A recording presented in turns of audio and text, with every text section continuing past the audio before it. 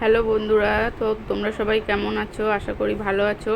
তো চলো তোমাদের জন্য সুন্দর একটা ডিমের রেসিপি নিয়ে চলে এসেছি। অল্প ডিমে ফ্যামিলি শুদ্ধ খেতে পারবে, অল্প কিছু মশলায়।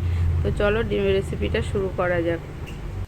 তো দেখো, এখানে আমি আলুটা ভেজে তুলে নিয়েছি। নিয়ে যে তেলটা আছে এর মধ্যেই মশলাগুলো ভেজে নেব।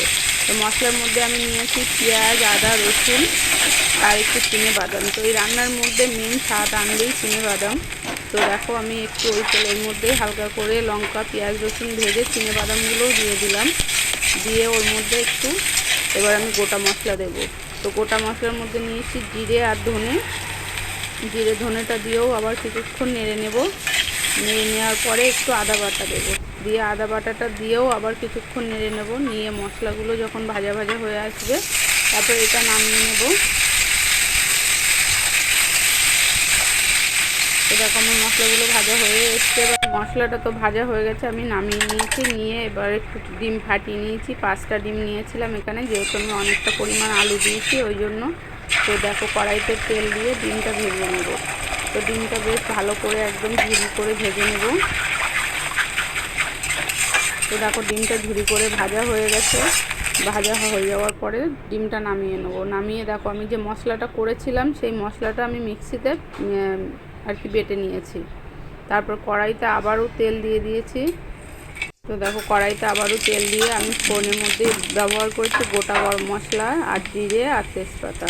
তো এইখানে আমি যেহেতু অনেকটা পরিমাণে তরকারিটা বানাচ্ছি ওই জন্য আমি 5টা ডিম ব্যবহার করেছি। তোমরা চাইলে তোমাদের হিসাবে ডিম দিতেও পারো, 2-3টে, যে এরকম পরিমাণে আর কি তরকারিটা বানাতে চাও। তো দেখো, আমি যে মশলাটা ভেজে আগে মিক্সি করে নিয়েছিলাম সেটাই দিয়ে দিলাম তেলের উপরে। দিয়ে সেটা কিছুটা নেড়ে তেল ছেড়ে আসলে এখানে আমি হলুদ গুঁড়ো, লঙ্কা গুঁড়ো আর লবণ দিয়ে দিলাম।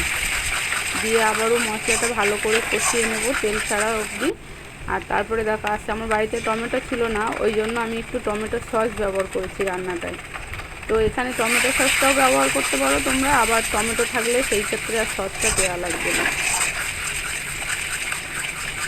তো আবারও তেল ছাড়া অবধি আমি দেখো কষে নিয়েছি। তো মশলাটা তেল ছেড়ে এসছে। এবার ভাজা ডিম, ভাজা আলু সবগুলো দিয়ে আমি এবারে ভালো করে নেড়ে নেব। তো দেখো, নেড়ে নিয়েছি। এবার আমি এই সাইডে একটুখানি গরম জল বসিয়ে দিয়েছিলাম গ্যাসে, সেই গরম জলটাই দেবো রান্নার মধ্যে। তো আমি অল্প একটু জল দিয়ে নাড়াচাড়া করে নিচ্ছি আগে, তারপরে আমি গরম জলটা ব্যবহার করব। তো দেখো, নেড়ে চেড়ে নিয়েছি। নিয়ে এবার আমি গরম জলটা দিয়ে দিলাম।